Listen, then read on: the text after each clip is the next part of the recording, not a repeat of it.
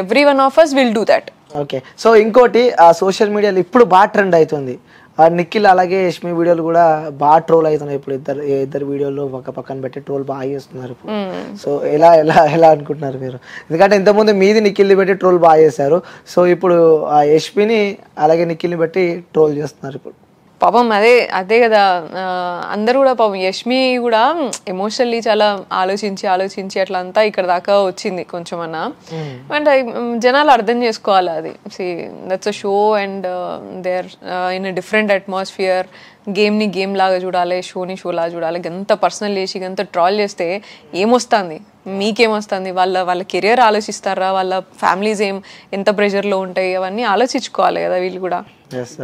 లక్కీగా నేనైతే నా ఫ్యామిలీ బెస్ట్ ఉన్నా కాబట్టి నాకు యష్ అయినా సరే, నాకు యష్ వాళ్ళ ఫ్యామిలీ అయినా నా ఫ్యామిలీ అయినా స్ట్రాంగ్ కాబట్టి, అండ్ దే నో మీ. నేను చిన్నప్పటి నుంచి నేను అప్ ఫ్రంట్, నేను ఏం చేసినా అన్నీ షేర్ చేసుకుంటా ఇంట్లో.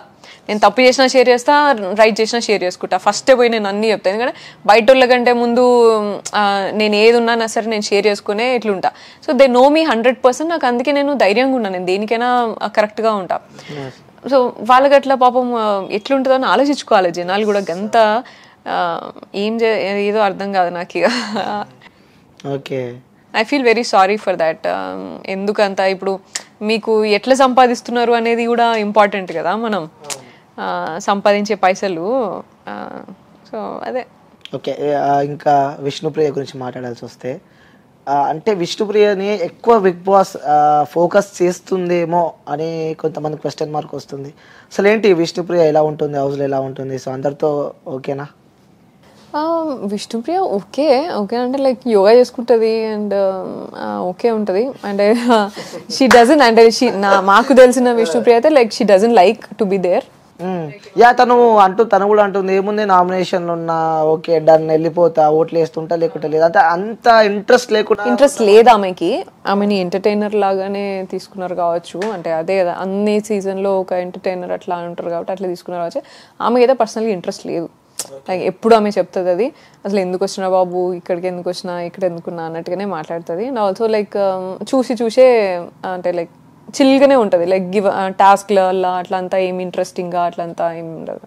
ఓకే, సో ఈ బిగ్ బాస్ జర్నీ మీకు, ఈ 4 weeks జర్నీ మీ లైఫ్లో ఏం నేర్పించింది? కొంచెం ఇమ్యూన్ అయినా, నెగిటివిటీకి ఇమ్యూన్ ఉన్నా, నాలో స్ట్రెంగ్త్ కనిపించింది దానికి కూడా. జనరల్లీ నేను చిన్నప్పటి నుంచి కూడా చదువుకునేటప్పుడేమో డిస్ట్రాక్షన్ అవుతుంది అని చెప్పేసి ఎంటర్టైన్మెంట్కి దూరంగా ఉండేది.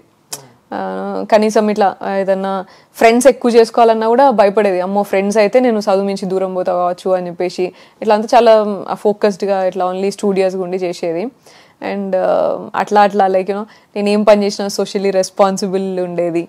నేను ఒక ప్రాజెక్ట్ తీసుకున్నా, మూవీ ప్రాజెక్ట్ తీసుకున్నా, దీనివల్ల ఏం చెప్తున్నా, నేను నాకేమొస్తుంది, బయట ఏం చేస్తున్నా, అండ్ ఆల్సో నాకు ఎట్లా యూజ్ అవుతుంది ఇది కెరియర్కి అని చూసేది, డెసిషన్ చూసేది. సో బిగ్ బాస్ వల్ల ఐ థింక్ నేను ఎక్కడ స్ట్రెంగ్త్, నేను ఎక్కడ లైక్ యూనో ఎక్కువ స్ట్రాంగ్ అనేది నాకు అర్థమైంది. అండ్ జనాలు ఏం తీసుకుంటారు ఏం తీసుకోరు అనేది కొంచెం అర్థమైంది. ఓకే, సో యష్ బ్రో గురించి 1 word లో చెప్పాలంటే ఏం చెప్తావు? యష్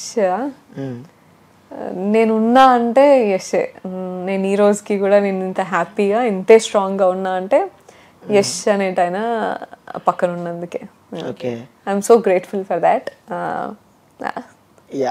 ఏదన్నా ఒక విషయం సో ఇప్పటికీ యష్ బ్రోతో షేర్ చేసుకొని ఏదైనా విషయం ఉందంటే?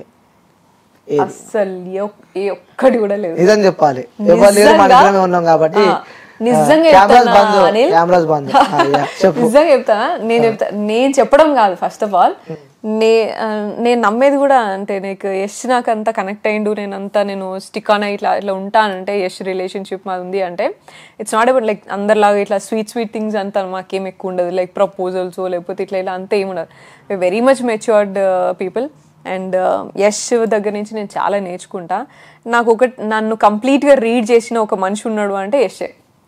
నువ్వు అనుకుంటున్నావు కదా వీడియోలు ఇట్లా నేను చూసినా అనుకుంటున్నావు కదా, నువ్వు వీడియో ఒకటి చూపి యష్కి, యషే చెప్తాడు ఈ వీడియోలో ఆమె ఏమనుకొని ఉన్నది, ఏం జరిగింది ఉంటది ముందు తర్వాత ఆమె ఏం ఆలోచిస్తుంది అనేది కూడా చెప్తాడు. ఎందుకంటే లోపల ఉంది కాబట్టి తెలుసు, మనసులో ఉంది కాబట్టి ఫీలింగ్ తెలుసు. నేను నిఖిల్ అని రాహుల్ అనే యశ్ వాళ్ళ తమ్ముడు ఉంటాడు అన్నట్టు, ఆయనతోని పోల్చేది. లైక్ నాకు ఈ విషయంలో ఇట్లా రాహుల్ కనిపించిండు, ఈ విషయంలో ఇట్లా అన్నయ్య కనిపించి ఇట్లా అని చెప్పేది. నేను బయటకు వచ్చినాక చెప్తే సేమ్ నువ్వు రాహుల్ అనుకున్నావు కదా, నువ్వు ఇట్లా ఇట్లా అనేది. సీరియస్లీ నేను అన్ని ఇట్లనే చూసేది అన్ని ఇట్లా అని అనుకో. అండ్ నేను ఆయన ఒక 2-3 వీడియోలు చూసినప్పుడు చూపించిండు ఇట్లా గిట్లా అయింది గిది నెగిటివిటీ అని చూపిస్తే నీకేం అర్థమైంది చెప్పు అని అంటే ఎగ్జాక్ట్లీ అక్కడ ఏం జరిగిందో గెస్ చేసిండు. That is my strength, understanding. So నేను చూసే చూపు కానీ నేను ఏం చేస్తా నెక్స్ట్, నా ఆలోచన ఏమనుకుని నేను ఇది చేసింది ఇది అనేది కూడా ఆయన గెస్ చేసేస్తాడు. Super, next level. So that is the bond, that is the relationship I have with Yash. So అంత స్ట్రాంగ్, మంచి అండర్స్టాండింగ్ లవ్ దొరికింది. So all the best for your grateful for that. Okay, so ఇది అయిపోయింది interview. చివరిగా మీ voice ఇప్పటిదాకా కింద కాబట్టి మళ్ళీ ఇంకా నాకు సాంగ్స్ వినబుద్ధి అవుతుంది. ఇంకొక 2 సాంగ్స్ మీ లైఫ్ లో మీకు ఇష్టమైన సాంగ్, ఎందుకంటే ఆల్రెడీ షో గురించి పాడినావు కాబట్టి. సో నీకు ఇష్టమైన సాంగ్, మాకిద్దరికి కనెక్ట్ అయ్యే పాట ఒకటి ఉంటది. అది ఫస్ట్ లైన్ ఏంటిదే, బతుకునిది కాదా. సో ఆ లిరిక్స్ కూడా మ్యాచ్ అవుతాయి అన్నట్టు నాకు. ఓకే, ఇంకోటి పాట కూడా అప్పుడు రెడీ చేసుకో వ్యూస్ కోసం. అదే చాలిగా నన్ను సింగర్ చేస్తావా ఎందుగా వ్యూస్ ఫీల్ అవుతారు మళ్ళా, మొత్తం మీ గురించి వాడతారా మా గురించి వాడరా అని. వ్యూస్ కోసం పాట అంట కాదు, ట్రోలర్స్ గురించి వాడదాం. రైట్. పల్లవించవా నా గొంతులో, పల్లవి కావా నా పాటలో, హృదయం నాగా నా బతుకు నీది కాదా. ఈ లైన్ ఉంది కదా, నా బతుకు నీది కాదా అని. నా బతుకు ఎస్తే. ఓకే, ఈ సాంగ్ కూడా అట్టేనా? సో ఇద్దరు కలిసినప్పుడు పాడతారు. ఓకే, సో ఒక మంచి అద్భుతమైన సాంగ్ అయితే పాడిర్రు. సో ముఖ్యంగా ట్రోలర్స్, సో ఇన్స్టాగ్రామ్ ఓపెన్ చేస్తే నిజంగా ట్రోలర్స్ మీకు ఇన్స్టాగ్రామ్ ఓపెన్ చేసి సోషల్ మీడియా నెట్వర్క్స్ ఏ ఓపెన్ చేసినా మీరు బీభత్సంగా ట్రోల్ అవుతున్నాయి, బీభత్సంగా వైరల్ అవుతున్నాయి. సో వాళ్ళకైతే మంచి కంటెంట్ అయితే ఇచ్చిపోయారు మీరు, కానీ నాకు తెలిసి వాళ్ళు ఇంకా బాధపడుతున్నారు. ఇంకా కంటెంట్ మాకు అంటే వాళ్ళకి మంచి వర్క్ అప్ అయిపోయినారు మీరు.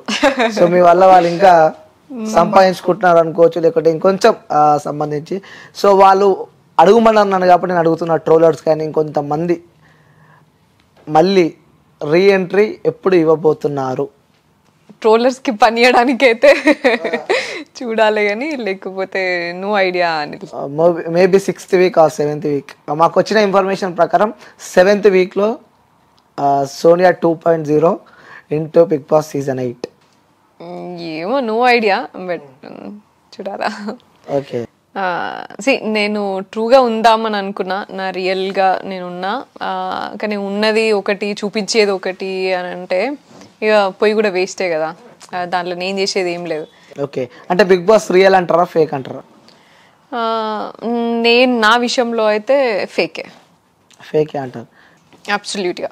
ఓకే, సో అంటే అబ్బాయి విషయంలో కూడా అన్ఫేర్ జరిగింది అని చెప్పి కూడా తను కూడా చెప్తాను. అంటే ఇప్పుడు వెళ్ళిన కంటెస్టెంట్స్ అందరూ ఇలా చెప్తూ ఉంటే మరి నెక్స్ట్ బిగ్ బాస్ ఏం కావాలి?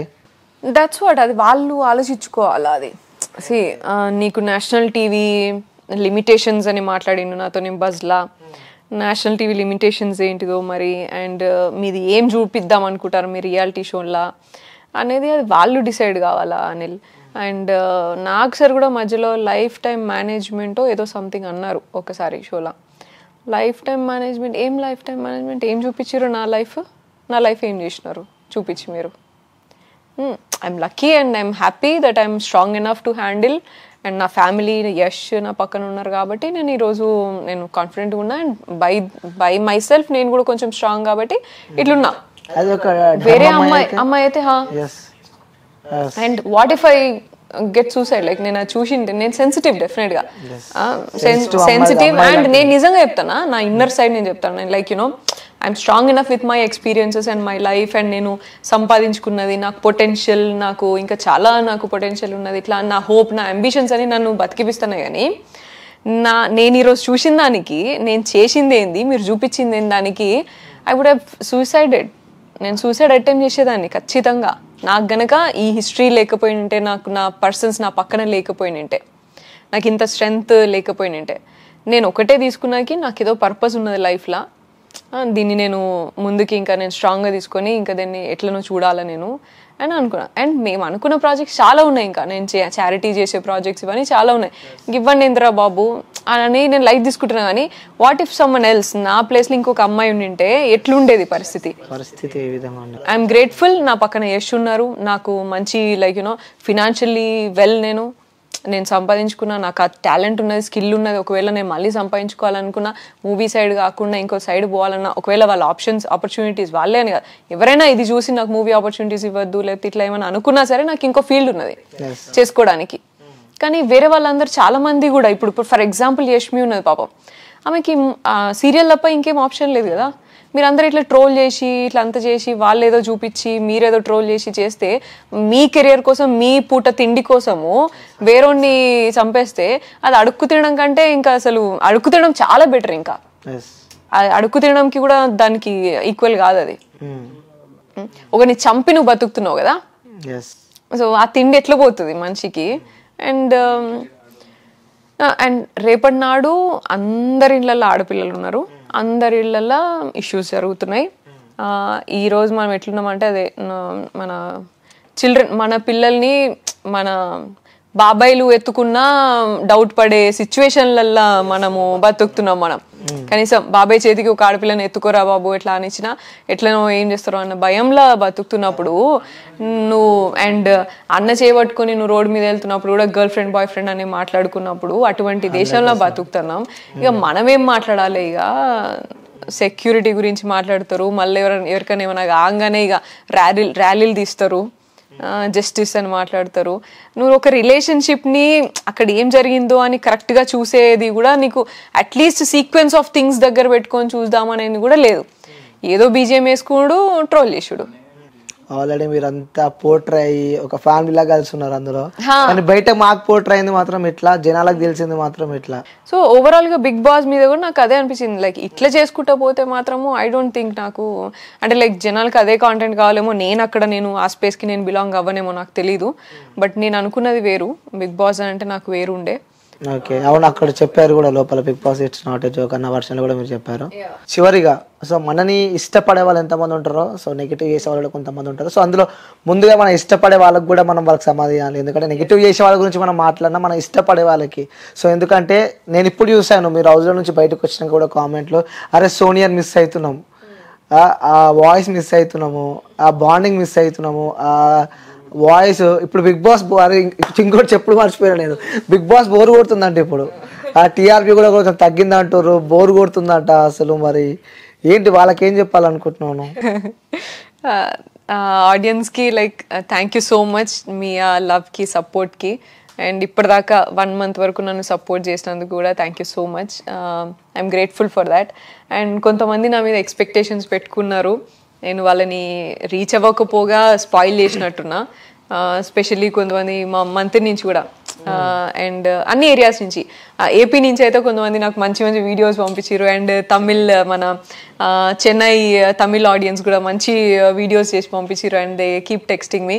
థ్యాంక్ యూ సో మచ్ వాళ్ళందరికీ కూడా. మీ లవ్ అండ్ సపోర్ట్ వల్ల కూడా నేను ఈరోజు ఇంత స్ట్రాంగ్గా ఇంత కాన్ఫిడెంట్గా మాట్లాడగలుగుతున్నా అని మీరు నమ్మాలి. మీరు కూడా లేకపోయినంటే నేను ఇంత స్ట్రాంగ్ ఉండేదాన్ని కాదు. Definitely you're one of the reasons. And expectations reach అవ్వలేదు, బట్ యునో మీకు కనిపించింది వేరు, నేను ఉన్నది వేరు. సో అది మీరు ఏం తీసుకుంటారు అనేది మీరు ఆలోచించుకోండి. నా బ్యాక్ వర్క్ కానీ నేను ఇప్పుడున్న విధానం కానీ మీకు అన్నీ తెలుసు. సో ఎడిటెడ్ వర్షన్స్ చూసి నమ్ముతారా, నా రియల్ వర్జన్ని నేను చూసి నమ్ముతారా అనేది, అది నమ్మి మీరు ఎక్స్పెక్టేషన్స్ చూసుకుంటారా అనేది మీకే వదిలేస్తున్నా. And thank you so much. So viewers, మొత్తానికి అయితే మనం సోనియా ఇంటర్వ్యూ అయితే తీసుకున్నాము. సో మనం దీన్ని కన్క్లూజన్ ఇవ్వాలంటే, సో తను లోపల హౌస్లో ఉన్నది వేరే, మనకి బయట కనిపించేది వేరే అంటారు కదా. సో క్లారిటీగా విత్ మనం సోనియాతోనే మాట్లాడడం, ప్రతి ఒక్కటి తను ఎక్స్ప్లెయిన్ చేయడం మనం చూస్తున్నాము. తను వేరే వర్షన్గా తను అక్కడ ఉంటే, సో పోర్ట్రే మాత్రం ఇంకోలా అయింది. ఎందుకంటే సో తను చాలా వాల్యుబుల్ థింగ్స్ చెప్పింది, ఎందుకంటే అమ్మాయిలు చాలా సెన్సిటివ్ ఉంటారు. సో ఎందుకంటే బిగ్ బాస్ మేనేజ్మెంట్ కూడా మీరు ఆలోచించాల్సిన విషయం, ఎందుకంటే సో వాళ్ళు ఎంతో కష్టపడి వాళ్ళు ఈ స్థాయికి వచ్చి బిగ్ బాస్లోకి వస్తే కోట్ల మంది ప్రేక్షకులు చూస్తారు, సో హ్యాపీగా గేమ్ ఆడొచ్చు అనుకుంటారు. కానీ వాళ్ళు ఒక బ్రదర్ లాగా, ఒక ఫ్రెండ్ లాగా, లేకుంటే something else in case boy friend కూడా మెయింటైన్ చేయొచ్చు ఇన్ కేస్ కొంతమంది ఉంటారు అలా. సో అలా ఉంటారు, కానీ దాన్ని మీరు ఇంకా నెగిటివ్గా పోర్ట్రే చేసి వాళ్ళ లైఫ్ని స్పాయిల్ చేసి, ఎందుకంటే ఇప్పుడు సోనియా కూడా మనతో చెప్పడం మనం చూస్తున్నాం అంటే సో వాళ్ళ మనసులో ఎంత గాయం ఉంటుంది, ఎందుకంటే జనాల మనసులో ఒక్కటి ఉంటే అది వాళ్ళ మనసులో ఉండదు, అంటే ఊరికేనే అది పాకుతుంది అనమాట, అంటే ఒకరి తగ్గచ్చి ఒకరికి వెళ్తూ ఉంటుంది. సో దయచేసి చెప్తున్న వ్యూయర్స్ ఎవరైతే హౌస్లో బిగ్ బాస్ని చూస్తూ ఉన్నారో ఒక పాజిటివ్ వేతో చూడండి, నెగిటివ్గా చూడకండి, ఎందుకంటే అందులో ఏం జరుగుతుందో మనకు తెలియదు, ఎందుకంటే మనం ఆ ప్లేస్లో ఉంటే తప్ప మనకు తెలియదు. ఇంకోటి 24 hours ప్లే బిగ్ బాస్ గేమ్లో మనం చూసే లైవ్ కూడా ఎడిటెడ్, అలాగే మనము ఆ లైవ్లో కూడా మనం మోస్ట్లీ 1 hour చూస్తాం, 1 hour చూసి క్యారెక్టర్స్ అయితే మనం జడ్జ్ చేయలేమన్నమాట. సో ఇంకోటి మనకి ఈరోజు సోనియా ఇంటర్వ్యూ ద్వారా మనం క్లారిటీ వచ్చింది ఏంటంటే సో అక్కడ ఏం జరుగుతుందో పర్టికులర్గా మనకి చూపిస్తలేదు, ఎందుకంటే ఆ స్టార్టింగ్ ఒక పార్ట్ లాస్ట్కి ఒక పార్ట్ ఉంటుంది. సో కట్ చేసి మధ్యలో పెట్టి వీడియోస్ చూస్తే అది కొంచెం నెగిటివ్గానే బ్లేమ్ అవుతుంది, ఎందుకంటే ఉదాహరణ డైలీ లైఫ్లో చెప్పుకోవాలంటే కూడా కొన్ని ఆ సందర్భాలలో కొన్ని కొట్లాటలు, కొన్ని గొడవలే జరిగినాయి అనమాట. ఆ చిన్న కంటెంట్ అంటే 10 minutes వీడియోలో వాళ్ళు 3 minutes వీడియో తీసి మిగతా వీడియో యాడ్ చేసినందుకు కూడా కొన్ని పెద్ద సందర్భాలు మనం చూస్తున్నాము.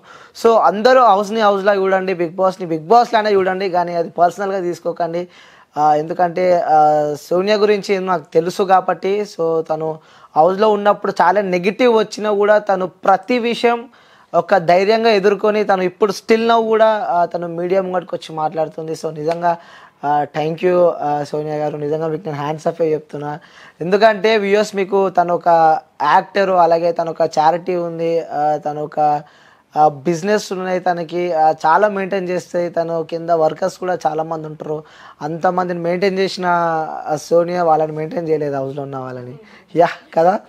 సో తను గేమ్ ఆడలేదు, సో వ్యక్తిగతంగా పోయింది, వ్యక్తిగతంగానే ఆడింది అనమాట. So thank you so much Sonia గారు. సో ఇంకా లైఫ్లో మీరు ఎదగాలి, సో మీ పెళ్ళికి మా వ్యూయర్స్ అందరినీ పిలవాలని చెప్పి కూడా మనస్ఫూర్తిగా కోరుకుంటున్నా, యష్ బ్రోని కూడా అడిగినా అని చెప్పండి. So thank you so much. Thank you so much.